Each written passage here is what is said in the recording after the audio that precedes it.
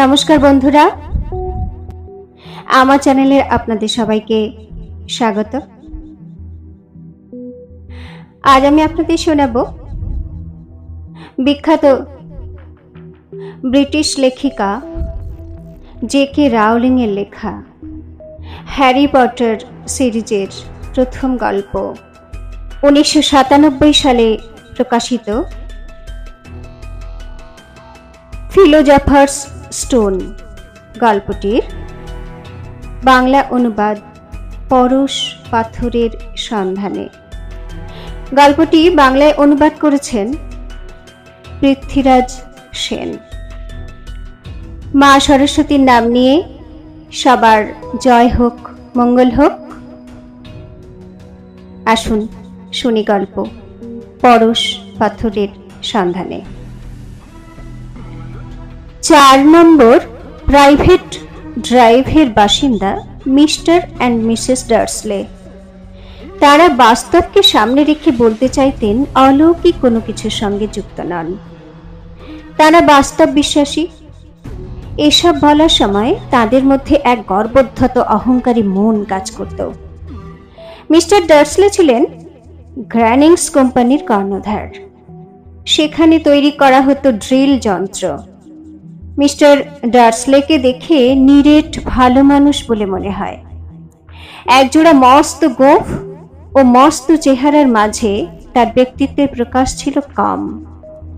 Mrs ডার্সলের চেহারাটা ভিন্ন ধরনের, সুশ্রী ও কৃশতনুদিনী। তার ঘাড় সাধারণের তুলনায় বেশ খানিকটা লম্বা ছিল। এই লম্বা ঘাড় তুলে তিনি বাগানের বেড়ার বাইরে উঁকি দিয়ে বিভিন্ন জিনিসের প্রতিবেশীদের কার্যকলাপের ওপর চোখ রাখতেন। তাদের একটি ছেলে ছিল, ডাডলি। তাদের ধারণা ছিল তাদের ছেলের মতন এত সুন্দর ছেলে কোথাও নেই। সাধারণ মানুষের কামনার যে বিষয় থাকে তা তাদের পরিপূর্ণ ছিল।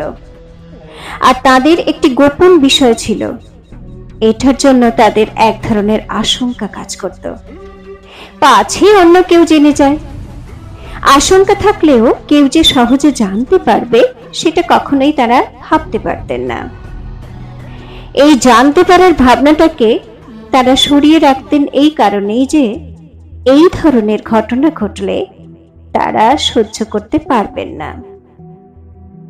কারণ তারা জানতে দিতে চাইতেন না যে পটার দম্পতিদের সঙ্গে তাদের ঘনিষ্ঠ আত্মীয়তার সম্পর্ক আছে। মিসেস পটার ও ডার্সলে দুজনে ছিলেন সম্পর্কে বোন, কিন্তু তাদের মধ্যে কয়েক বছরের দীর্ঘ ব্যবধান। এবং বোন পটার ও তার স্বামী ছিলেন মিস্টার ও মিসেস ডার্সলের সম্পূর্ণ বিপরীত। পটার দম্পতি যদি কখনো ডার্সলেদের সঙ্গে সম্পর্ক ফিরিয়ে আনার চেষ্টা করেন, সেই ভয়ে সবসময় শঙ্কিত থাকতেন। পটার দম্পতির একটি ছোট ছেলে ছিল, তা জানতেন ডার্সলেরা। যদিও ছোট ছেলেটিকে তাদের দেখা হয়ে ওঠেনি। এই ছেলেটির কারণেই পটারদের সঙ্গে দূরত্ব সৃষ্টি। তারা চাইতেন না যে তাদের ছেলে পটারের ওই ছেলেটির সঙ্গে মেলামেশা করুক। হঠাৎ একটি বিষণ্ণ উত্তাপহীন দিনে বিছানা ছেড়ে উঠলেন ডার্সলে দম্পতি। সেখান থেকেই গল্পের শুরু। মেঘে ঢাকা আকাশ, ধূসর নিরুত্তাপ পরিবেশ। মনে হচ্ছিল হঠাৎই দেশ জুড়ে কোনো অলৌকিক ঘটনা ঘটতে চলেছে। মিস্টার ডার্সলে আপন মনে গুনগুন করে গান করছিলেন, বেরোবার প্রস্তুতি নিচ্ছিলেন। সাদামাটা টাইটা তুলে নিয়ে শেষ প্রস্তুতি। মিসেস ডার্সলে কাজের সাথে সাথে খোশ মেজাজে গল্প করছিলেন। ডাডলি অভ্যাস মতো চেঁচামেচি করছিল। উঁচু চেয়ারে বসা তার মার সঙ্গে মাঝে মাঝে মুষ্টিযুদ্ধে প্রবৃত্ত হচ্ছিল। ঠিক সেই সময় কেউই লক্ষ্য করেনি একটি বড় সড়ো পেঁচা ডানা শব্দ তুলে জানালার পাশ দিয়ে উড়ে গেল। পেঁচার পাখার পালকের রং ছিল বিচিত্র। ঘড়িতে তখন 8:30।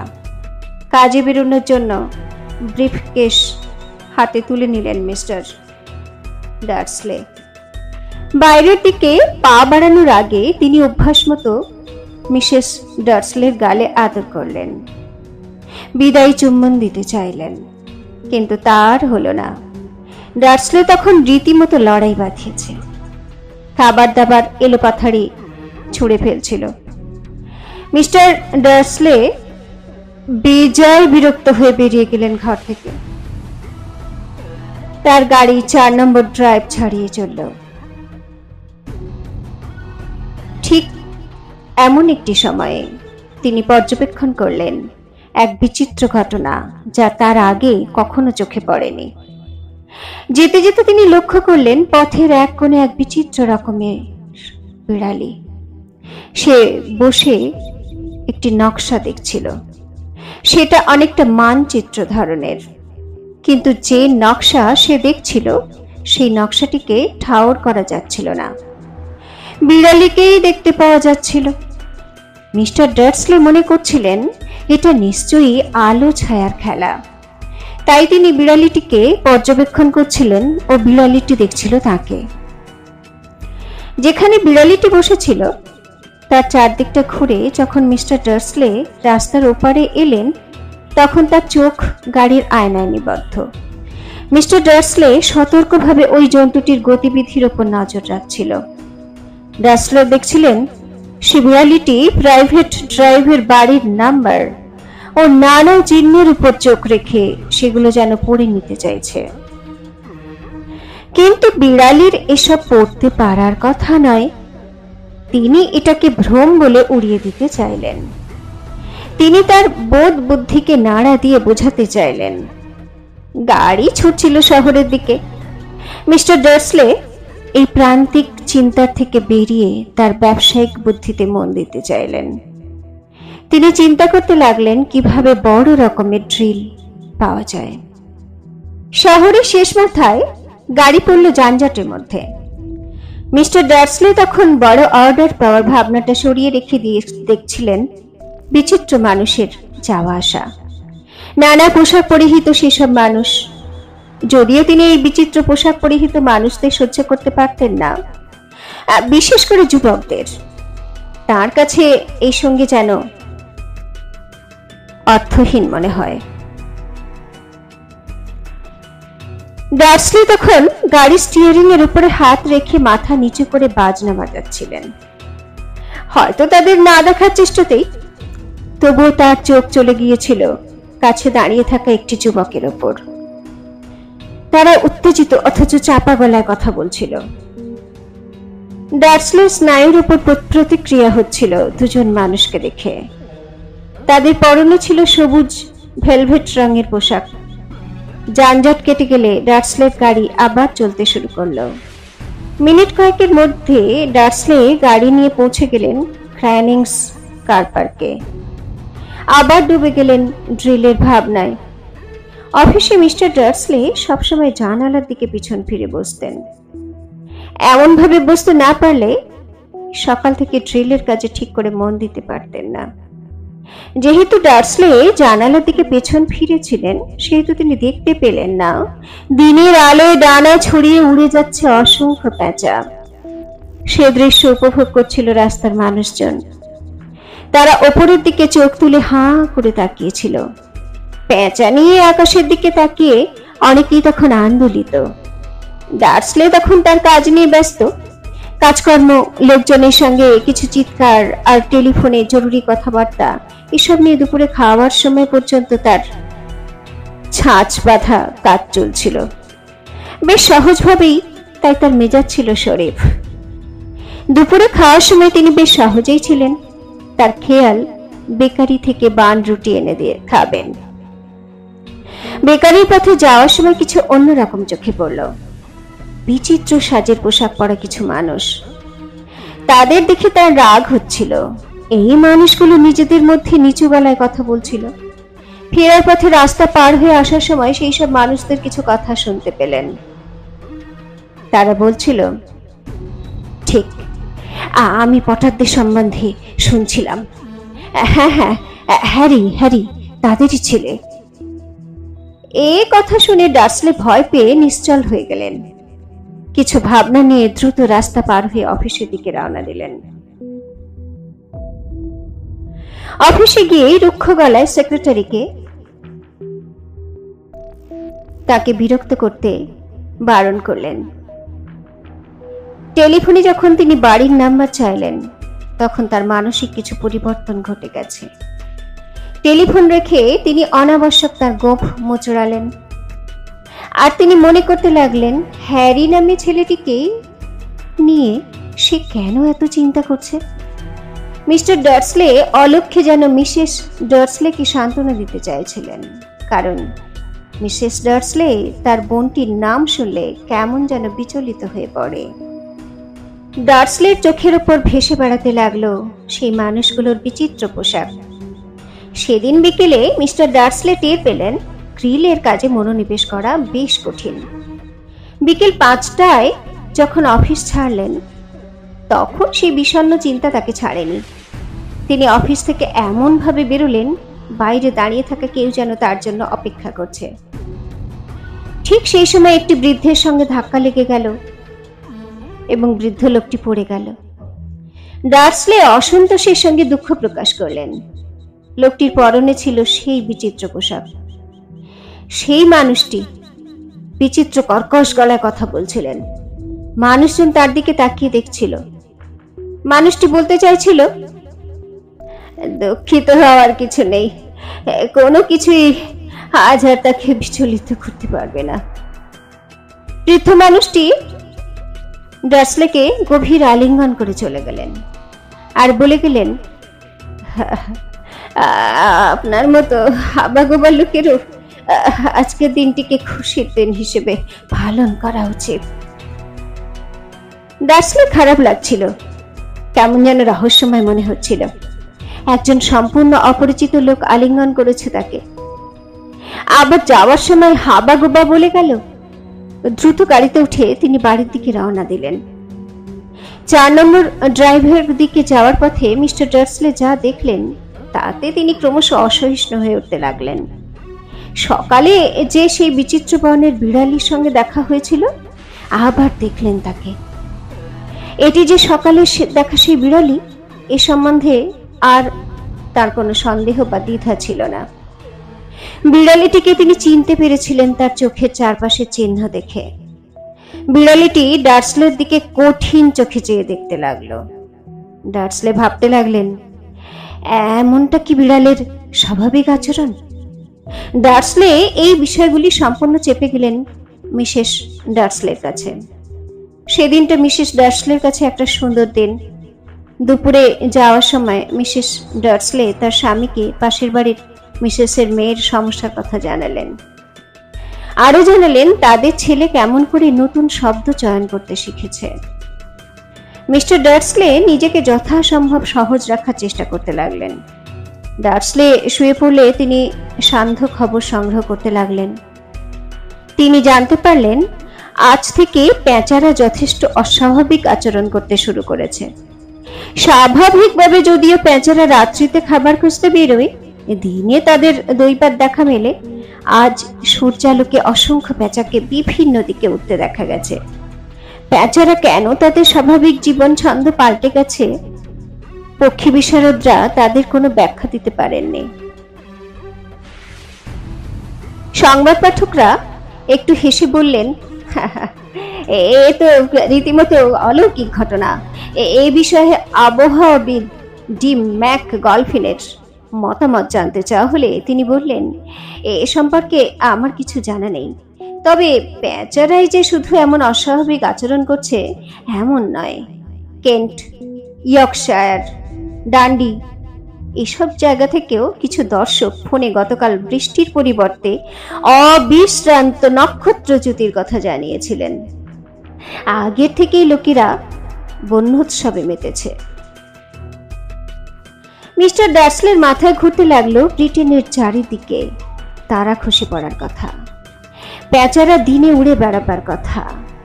এমন সময় হাতে 2 পেয়ালা চা নিয়ে ঢুকলেন মিসেস ডার্সলে। মিস্টার ডার্সলে একটু রসি খাওয়ার চেষ্টা করলেন, তারপর গলাটা একটু পরিষ্কার করে স্বাভাবিক হয়ে নিয়ে বললেন, তুমি তো অনেকদিন তোমার বোনের খবর পাওনি, একবার খোঁজ খবর করে দেখো তারা কেমন আছে। মিসেসকে রসিকতার আবেগ ছুতে পারল না আদৌ। তিনি যথেষ্ট তীক্ষ্ণ গলায় বললেন, না। কেন? এমন এক অস্পষ্ট উচ্চারণে মিস্টার ডার্সলে তখন আপন মনেই বলে যাচ্ছেন, আজব খবর, প্যাঁচা, নক্ষত্রচ্যুতি, শহরে আজ মজাদার লোকের সমাবেশ। মিসেস শুনে বললেন, তাই নাকি? হয়তো তোমাকে কেন্দ্র করে কোনো কিছু হবে। তারপর চায়ে চুমুক দিলেন। মিস্টার ডার্সলে ভেতরে ভেতরে সাহস এনে ভাবতে লাগলেন, তিনি কি পটারদের নাম শুনেছেন এ কথা মিসেসকে বলবেন? তিনি কথা প্রসঙ্গে ছেলের বয়সের কথা তুললেন। এরপর তার নাম জিজ্ঞাসা করলেন মিসেসের কাছে। মিসেস জবাবে জানালেন, তার নাম হ্যারি। মিস্টার ডার্সলে হৃদযন্ত্রে দ্রুত শব্দ শুনতে পেলেন। তারপর যথাসময়ে শুতে চলে গেলেন। তিনি ধীরে ধীরে শোয়ার ঘরে জানালার কাছে এসে দাঁড়ালেন। উঁকি মেরে জানালার নিচে তাকালেন। দেখলেন সেই বিচিত্র বর্ণের বিড়ালি তখনও রয়েছে। ড্রাইভের দিকে সে এমন ভাবে তাকাচ্ছিল, মনে হচ্ছিল সে কোনো কিছুর জন্য অপেক্ষা করছে। সে কিসের অপেক্ষায়? ভাবছেই বা কি? এসবের সঙ্গে পটারদের কোনো সম্পর্ক আছে কি? তাই যদি হয়, কিংবা যদি যদি জানো, আর তারা পরস্পর সম্পর্কযুক্ত, তাহলে তো মিস্টার ডার্সলে কেমন করে সহ্য করবেন তা তার চিন্তার বাইরে। এমন সব ভাবনা মাথায় নিয়ে ডার্সলে দম্পতি খুবই চিন্তিত। সারা দিনের ঘটনাগুলো তার ভাবনা চিন্তায় পাক খাচ্ছিল। অনেক রাত পর্যন্ত জেগে থাকলেন। ঘুমিয়ে পড়ার আগে মিস্টার ডার্সলের ভাবনায় একটি আশ্বাস ছিল, পটাররা যদি এসব ঘটনার সঙ্গে যুক্ত হয়ে যায়, তবে তারা ডার্সলে দম্পতির সঙ্গে যোগাযোগ করবে না। তারপর মিস্টার ডার্সলে ধীরে ধীরে ঘুমের মধ্যে ডুবে গেলেন। তিনি যখন ঘুমে ডুবে যাচ্ছিলেন, তখন কিন্তু বিড়ালির চোখে ঘুম ছিল না। চোখ স্থির ছিল দূরে প্রাইভেট ড্রাইভের দিকে। মাথার উপর দিয়ে দুটো পেঁচা উড়ে যাওয়ায় তার চোখ অন্যদিকে একটুও সরেনি। মধ্যরাত্রি পর্যন্ত বিড়ালি একটুও নড়াচড়া করেনি। হঠাৎ মাটি ফুঁড়ে আসতে দেখা গেল একটি লোককে। এই ধরনের লোককে প্রাইভেট ড্রাইভে কোনো দিন দেখা যায়নি। লোকটি বেশ লম্বা, রোগা, পাতলা গড়ন, বেশ বয়স হয়েছে। পাকা দাড়ি গোঁফ তার বার্ধক্যকে চিনিয়ে দিচ্ছিল। মানুষটির পরনে প্রায় মাটি ছোঁয়া ঢিলে জামা, পায়ে বকলেস দেওয়া বুট জুতো। আধখানা চাঁদের আলোয় মনে হচ্ছিল তার চোখ দুটো জ্বলছে। উন্নত ও কুঞ্চিত তার নাক। মানুষটির নাম আলবাস টাম্বলেটর। সে বুঝতে পারেনি যে সে যেখানে এসে পড়েছে সেখানে সে সম্পূর্ণ অযাচিত। বিড়ালি সেই অদ্ভুত লোকটির উপর নজর রাখছিল। লোকটি বুঝতে পারেনি তা। হঠাৎ বিড়ালিটাকে দেখে মানুষটির মজা লাগে। তারপর আপন মনে বিড়বিড় করে সে বলছিল, আমার জানা উচিত ছিল, আমার জানা উচিত ছিল। মানুষটি তার পোশাক হাতড়ে খুঁজতে লাগলো কিছু। জিনিসটা অনেকটা সিগারেট লাইটারের মতো। রূপলি সেই জিনিসটি শব্দ করে খুলে ফেলল। তারপর আকাশের দিকে তুলে ধরে টিপতেই ক্লিক করে শব্দ হলো। আর তাতেই ভোজবাজির মতো রাস্তায় জ্বলতে থাকা বাতিগুলো সব এক এক করে নিভে গেল। শুধু নেভার আগে একটা শব্দ করে নিভল। আবার ক্লিক শব্দ হতেই দূরের কিছু আলো নিভে গেল। গভীর অন্ধকারে ডুবে গেল সমস্ত জায়গা। আর সেই অন্ধকারে বিড়ালির জ্বলন্ত চোখ দুটো মানুষটিকে পর্যবেক্ষণ করছিল। জানালার বাইরে তখন যদি মিস্টার ডার্সলে চোখ রাখতেন, দেখতেন বাইরে কি ঘটে চলেছে। ডাম্বলেডোর সেই যন্ত্রটা জামার পকেটে চালান করে 4 নম্বর ড্রাইভের দিকে হেঁটে চলেছে। ঠিক সেই মুহূর্তে পাঁচিলের ওপর উঠে বসেছিল বিড়ালিটি। প্রথমে সে তার দিকে তাকায়নি। অল্প পরে সে কথা বলছিল তার সাথে। অধ্যাপিকা ম্যাকগোনাগাল, তুমি এখানে রয়েছো। বিড়ালের দিকে তাকিয়ে সে হাসল। হাসির জবাবে সে কেমন কঠিন চোখে মহিলার দিকে তাকিয়েছিল। ভদ্রমহিলার চোখে চারকোনা গ্লাস, বিড়ালির চোখের চারপাশেও ঠিক তেমনই চিহ্ন। কালো শক্ত করে চুল বাঁধা, তাকে কেমন অবিন্যস্ত দেখাচ্ছিল। তিনি জিজ্ঞাসা করলেন, কেমন করে জানলে আমি এখানে এসেছি? প্রিয় অধ্যাপিকা, বিড়ালকে এমন অনড়ভাবে বসে থাকতে কখনো দেখিনি। অধ্যাপিকা ম্যাকগোনাগল বললেন, সারা দিন ইটের পাঁচিলে বসে থাকলে আমারও ওই রকমই দশা হতো। এখানে আসার পথে উৎসবে দলের দেখা পেয়েছি। তিনি বললেন, উৎসবে মেতেছে সবাই, কিন্তু সতর্ক হওয়া উচিত। মাথার পিছনে ঝাঁকুনি দিয়ে একসময় ডার্সলের অন্ধকার কক্ষের জানালার দিকে তাকিয়েছিল। তিনি বললেন, আমি শুনেছিলাম প্যাঁচার ঝাঁক নক্ষত্রে ছড়ে পড়া নাকি ভালো। ডাম্বলেডর বিনয়ের সঙ্গে বললেন, আপনি এদের দোষ দেবেন না। আমাদের মহামূল্য যা আছে তাতে 11 বছর উৎসব পালন করা যায়। অধ্যাপিকা ম্যাকগোনাগল বললেন, মানুষ বেজায় অসতর্ক। দিনের বেলা রাস্তায় বেরিয়ে পড়েছে, পোশাক আশাকের দিকে নজর না দিয়ে মেতে উঠেছে মস্ত গুজবে। এইসব কথার মধ্যে ডাম্বলেডোরের কটাক্ষ ছিল। অদৃশ্যকারীদের যদি জানা যায়, ওই দিনে তার একটা মজার বিষয় হবে। ডাম্বলেডর তাদের কর্তব্য সম্বন্ধে সজাগ করলেন এবং এক ধরনের মিষ্টি ফল শরবতী লেবুর উপর নজর দিতে বললেন, যা তার বড় প্রিয়। অধ্যাপিকা উত্তাপহীন গলায় বললেন, না, তোমায় ধন্যবাদ। যদিও তিনি ভেবেছিলেন এটা শরবতী লেবুর সময় নয়, তিনি বললেন, যদি তুমি জানো কে চলে গিয়েছে। অধ্যাপিকাকে সম্বোধন করে বললেন, হে সুপ্রিয়া অধ্যাপিকা, আপনার মতো একজন বিবেচক তাকে গালিগালাজ করতে পারে। তুমি ভালো করে জানো কে শয়তান। অধ্যাপিকা শরবতী লেবু ছড়াতে ব্যস্ত। ডাম্বলেডর সেদিকে নজর দেওয়ার ফুরসত পায়নি। অধ্যাপিকা বলে চললেন, এটা অত্যন্ত বিভ্রান্তিকর যদি আমরা বলতে থাকি তুমি জানো সে কি। ভলডেমর্টের নাম বললে ভয় পাবার কোনো কারণ নেই। অধ্যাপিকা প্রশংসার সঙ্গে স্তিমিত উত্তেজনা নিয়ে বললেন, আমি জানি যে তোমার সেরকম কিছু নেই। সবাই জানে যে তুমি একমাত্র লোক যার জানা আছে সব ঠিক আছে। ডাম্বলেডর ধীর শান্ত কণ্ঠে বললেন, তুমি তো সামত করছো। ভলডেমর্টে সে ক্ষমতা আছে, তা আমার কোনো দিনই থাকবে না, কারণ তাদের ব্যবহারের পক্ষে তোমরা খুবই ভালো ও মহান। আমাদের সৌভাগ্য যে অন্ধকার আছে।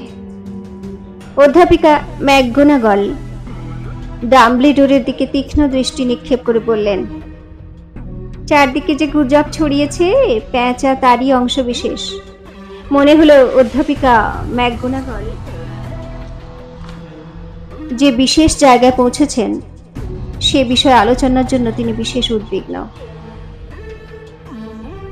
প্রকৃত কার সে একটা ঠান্ডা শক্ত পাঁচিলের উপর সারা দিন অপেক্ষা করছে।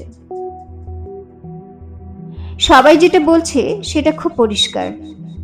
যতক্ষণ না ডাম্বলেডর বলছেন এটা সত্য, তিনি বিশ্বাস করবেন না। ডাম্বলেডর অধ্যাপিকাকে খুব শান্ত ক্ষীণ কণ্ঠে জানালেন, যে গুজব রটেছে লিলিও জেমস পটার নাকি মারা গিয়েছে। অধ্যাপিকা হাঁপাচ্ছিলেন। লিলিও জেমস? আমি এটা বিশ্বাস করতে পারছি না। ডাম্বলেডর তার কাছে গিয়ে কাঁধ চাপড়ে দিয়েছিল। সে গাঢ়স্বরে বলেছিল, আমি জানি, আমি জানি। অধ্যাপিকা ম্যাকগোনাগল যখন চলে গেলেন তখন তার গলার স্বর কাঁপছিল। এটাই শেষ কথা নয়, পটারদের ছেলে হ্যারিকে হত্যার চেষ্টা হয়েছিল। এ কথাও বলা হয়েছে, কিন্তু তখন ডাম্বলেডরের ক্ষমতা নিঃশেষ হয়ে গিয়েছিল। সে তাই হ্যারিকে মারতে পারেনি। অধ্যাপিকা প্রায় পড়ে যেতে যেতে বললেন, এটা কি সত্যি? সে শেষ হয়ে গিয়েছে? সব লোক বলছে সে নিহত। সে কি একটা ছোট্ট ছেলেকে খুন করতে পারে না? এই সংবাদ আমাকে বিস্মিত করেছে। হ্যারি কি জীবিত? ডাম্বলেডর বললেন, আমরা কেবলমাত্র অনুমান নির্ভর। অধ্যাপিকা চোখের জল রুমাল দিয়ে লুকোবার চেষ্টা করলেন। ডাম্বলেডর পকেট থেকে একটি ঘড়ি বার করে দেখতে লাগলেন। ঘড়িটা ঘুরিয়ে ফিরিয়ে দেখার পর বললেন, এটা চলে যাওয়া হ্যাগ্রিডের। হ্যাগ্রিডই তোমাকে বলেছিল অধ্যাপিকা যে আমি এখানে থাকব। অধ্যাপিকা বলতে চাইলেন যে অন্য সব জায়গা ছেড়ে কেন তুমি এখানে রয়েছো তা আমি বুঝতে পারছি না। পরিবারের তারাই এখন অবশিষ্ট ব্যক্তি। তুমি বলতে পারো কি ধরনের লোকরা এখানে বাস করে? অধ্যাপিকা চিৎকার করে 4 নম্বরের দিকে নির্দেশ করলেন। ডাম্বলেডর, আমি সমস্ত দিন তাদের উপর নজর রাখছি। তারা ওই ছেলেকে পেয়েছিল। আমি দেখেছিলাম সারা রাস্তা সে তার মাকে লাথি মারছিল আর চিৎকার করছিল মিষ্টির জন্য। হ্যারি পটার এখানে এসে বাস করতে থাকে। ডাম্বলেডর বললেন, এটাই তার পক্ষে উপযুক্ত স্থান। ডাম্বলেডর বললেন, বড় হলে সে তার মেশো মাসিমার সমস্ত ব্যাখ্যা করে দিতে পারবে। আমি চিঠি দিয়েছি তাদের কাছে। ম্যাকগোনাগল দেওয়ালের দিকে পিছন ফিরে সুস্পষ্টভাবে আবার বললেন, একখানা চিঠির এইসব মানুষ কখনো তাকে বুঝতে পারবে না। সে বিখ্যাত হবে, উপাখ্যান তৈরি হবে তাকে কেন্দ্র করে। আমি বিস্মিত হব না যদি আজকের দিনটা হ্যারি পটার দিবস হিসেবে পালিত হয়। হ্যারিকে নিয়ে বই বেরোবে, দুনিয়ার সব ছেলে তার নাম জানবে। ম্যাকগোনাগল ও ডাম্বলেডর যখন কথায় ব্যস্ত, ঠিক সেই সময় তারা দেখল একটি মোটর বাইক গর্জন করতে করতে রাস্তার উপর এসে দাঁড়ালো। তাতে যে মানুষটি ছিল তার চেহারা সাধারণ মানুষের মতো নয়। মানুষটি ছিল সাধারণ মানুষের চেয়ে দ্বিগুণ লম্বা, প্রস্থে প্রায় 5 গুণ। মাত্রাতীতভাবে তার আকার বড় এবং মনে হচ্ছিল স্বভাবতভাবে আকারের বিরাটত্বের মতোই প্রবল বন্য। কালো লম্বা চুলদাড়িতে জঙ্গল মুখের অনেকখানি ঢেকে রেখেছিল তার। ডাস্টবিনের ঢাকার মতো তার হাতের আয়তন। পেশিবহুল 2 হাতে সে ধরেছিল কম্বলের এক বান্ডেল। ডাম্বলেডর শান্তভাবে বললেন, হ্যাগ্রিড, তুমি এই মোটর বাইক কোথায় পেলে? হ্যাগ্রিড বলল, ধার করেছি। তারপর সে সতর্কভাবে নামল। বলল, ধার করেছি সেরিনাস ব্ল্যাকের কাছে।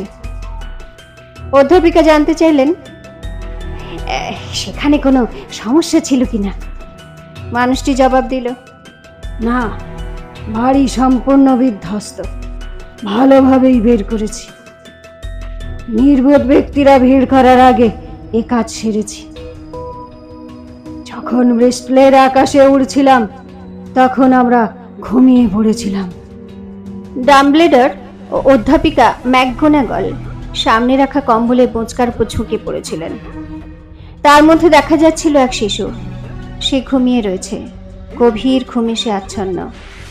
এক মাথা গাঢ় কালো রঙের চুল, তার নিচে কপালের উপর একটা অদ্ভুত রকমের ক্ষত চিহ্ন। অধ্যাপিকা স্থির শান্ত কণ্ঠে জিজ্ঞাসা করলেন,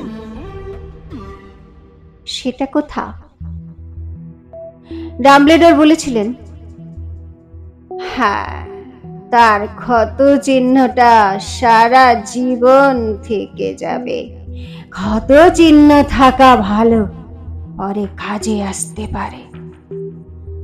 ডাম্বলেডর হ্যারিকে তার বাহুর মধ্যে নিয়ে ডার্সলের বাড়ির দিকে পা বাড়ালেন।